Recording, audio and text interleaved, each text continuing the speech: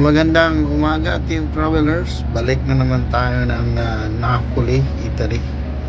So, as we are arriving, naisipan kong kunan ng video yung approaching. We are around 2-3 miles from our designated port here. So, malapit na kami guys, umaga.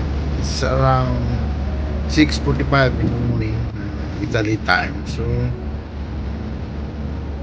just watch it guys. This is how it looks when you are arriving in Napoli, the second largest city.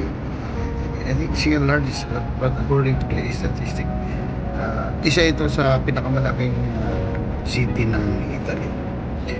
The port is very busy this morning, from the morning.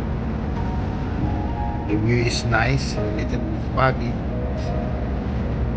It's early morning. I hope you enjoy it guys. I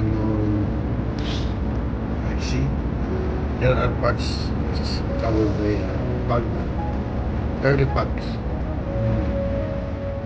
See, but the view is very nice. Maganda to visit.